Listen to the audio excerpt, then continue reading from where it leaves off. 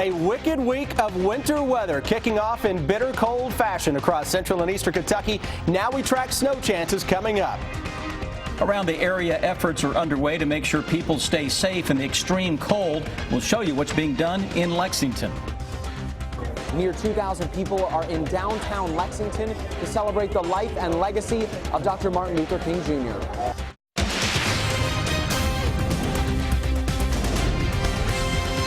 This is WKYT News at 5. Bitterly cold weather has settled into our area. Temperatures are in the teens, if that, and the winds make it feel even colder. It is just the beginning of a wintry pattern taking hold this week. We begin with Chief Meteorologist Chris Bailey on this WKYT First Alert Severe Weather Day. Chris? Yeah, short term, guys, it is all about the cold temperatures we have out there across central and eastern Kentucky. It was a bitterly cold morning. Wind chills were down around -10.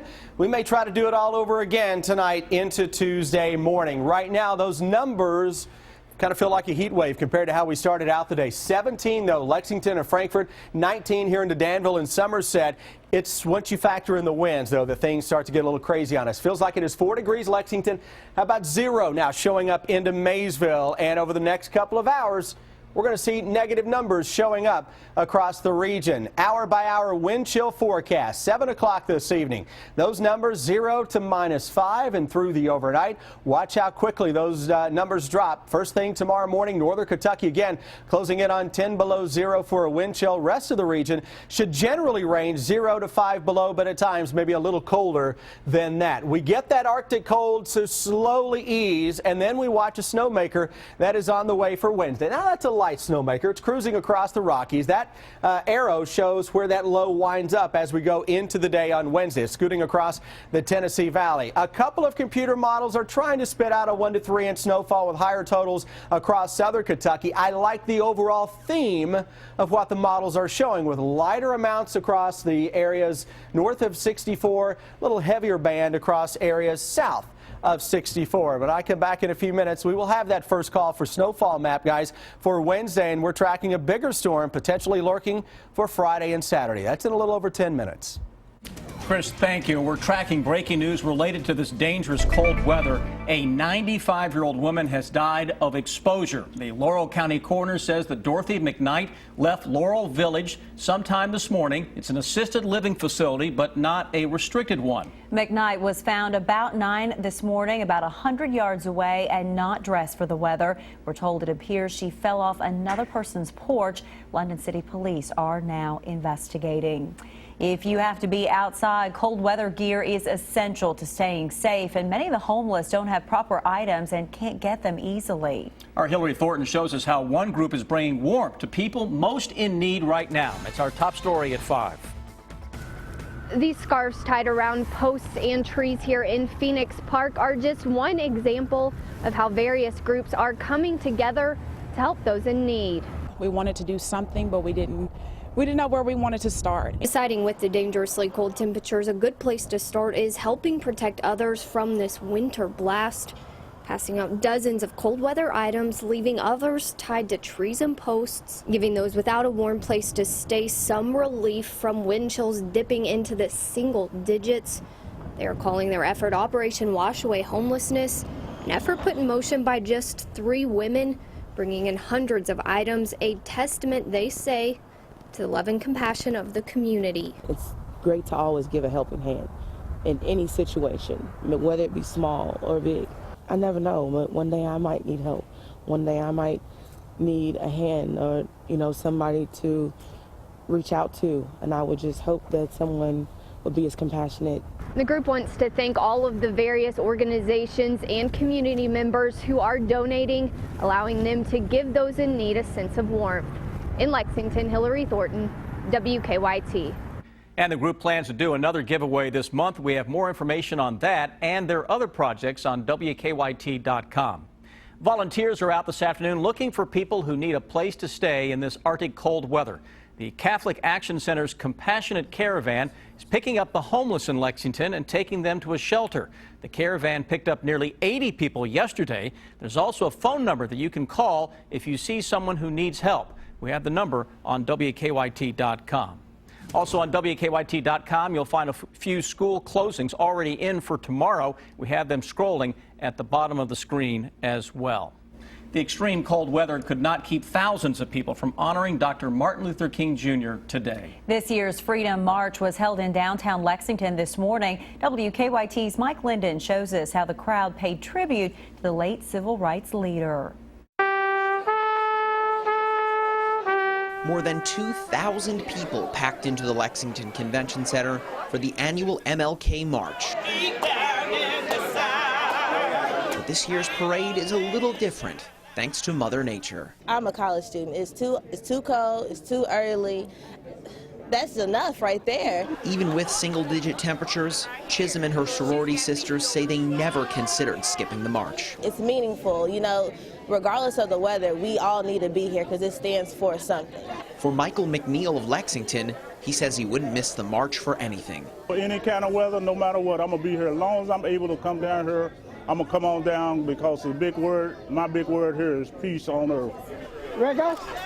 Let's go. All right, folks. Organizers say even with wind chill 10 degrees below zero, they say that in the 40 years they've been doing this march, they've never once canceled it because of the cold. We've also had days where it's been blustery, it's been rainy, it's snowed. We've had all kinds of weather.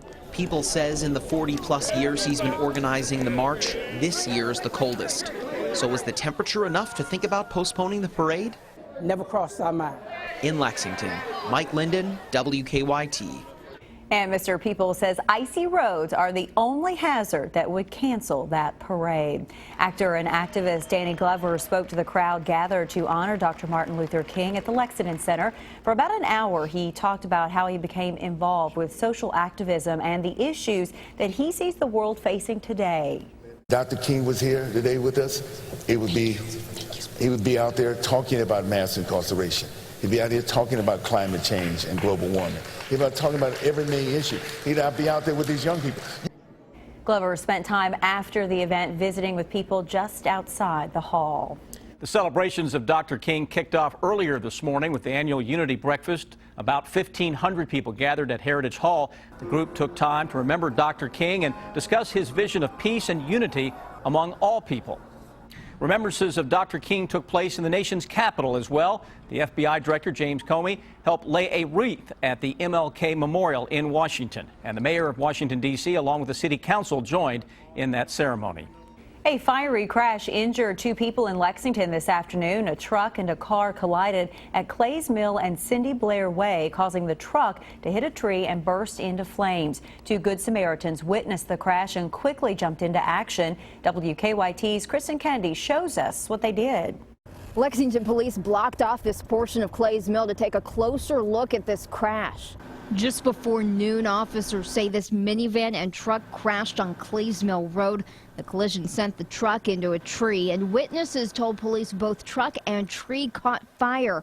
Witnesses, that included an off-duty EMS worker, helped pull the two people in the truck out. Luckily, prior to our arrival, some bystanders, and including an off-duty member of an Estill County EMS, had gone through and pulled the victims out of the vehicle prior to our arrival.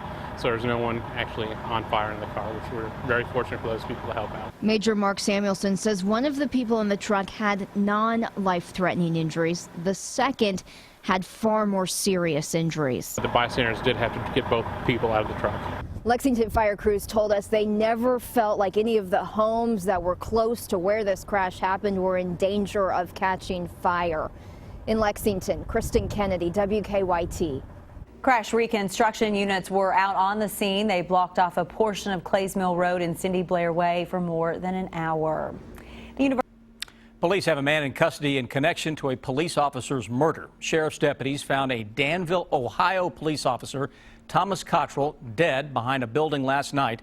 The discovery came right after a woman called to say her ex-boyfriend had weapons and wanted to kill an officer. Community members say they are heartbroken. Of course, you're concerned about things like this, and in this town, I wouldn't have believed that would have happened. Herschel Jones III was arrested following a short chase. Court records show he has a lengthy criminal record. The University of Cincinnati has settled with the family of a man shot and killed by one of their officers. Ray Tenzing is charged with murder in Samuel DuBois' death. The family will receive more than $4 million and free tuition for all 12 DuBois children. The UC president will apologize to the family, and there will be a memorial to DuBois on campus.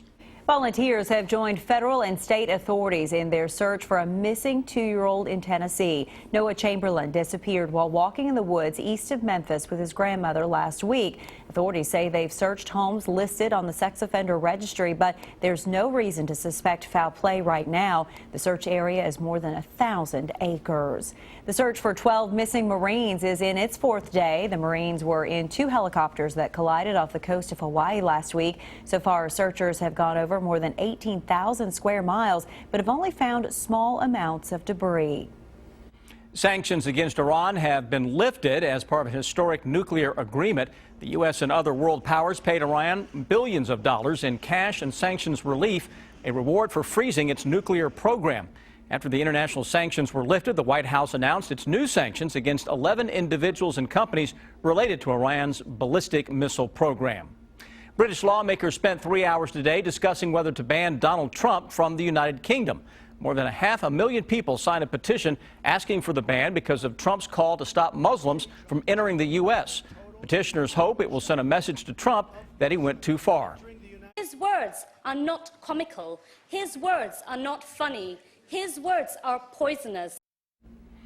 Prime Minister David Cameron called Trump's proposal divisive, stupid, and wrong, but said he should be allowed into the United Kingdom. It is time now for Better Living, health, education, and consumer news that impacts your life.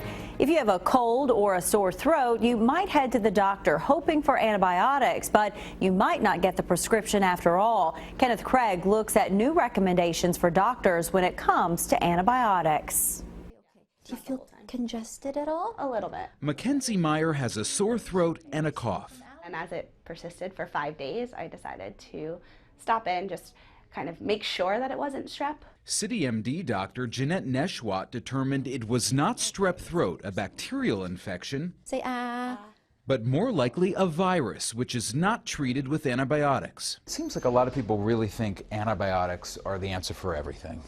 Kenneth, it's important to remember that most coughs, colds, runny noses, sore throats are caused by viruses. The American College of Physicians, together with the CDC, want to cut down on prescribing antibiotics for common respiratory infections. They say about 50% of antibiotic prescriptions may be unnecessary. The goal of this is to prevent antibiotic overuse, which would cause antibiotic resistance, which is literally killing people in this country. The recommendations include prescribing antibiotics only when strep is confirmed, for sinus infections that last more than 10 days, or if severe symptoms last 3 days. Meyer was told to rest and take over-the-counter meds. I want to make sure that when I'm really sick, my body will be able to fight it off and the antibiotics will be able to help. She was told to come back if her symptoms got worse. Kenneth Craig, CBS News, New York. Indiana farmers have been dealing with an outbreak of bird flu. 10 commercial farms about 70 miles east of Louisville have had birds test positive for the illness. The USDA says farmers have been doing a good job of containing it, and you shouldn't worry about a sick bird ending up on your dinner table. We don't want people to panic. This is not a situation that deserves chaos at this point. We're handling it. The USDA has been prepared last year with the cases that we had to fight. All of the state industries, the state governments have done a very good job of preparation. The Centers for Disease Control says the risk of humans contracting bird flu is low. Some bad news: if you have a sweet tooth, the price of chocolate is on the rise. There's a number of factors causing the increase, such as fewer raw materials available to make chocolate and higher demand. The price has gone up nearly 40% since 2012. For more health, education, and consumer news, go to WKYT.com and click on Better Living. Now,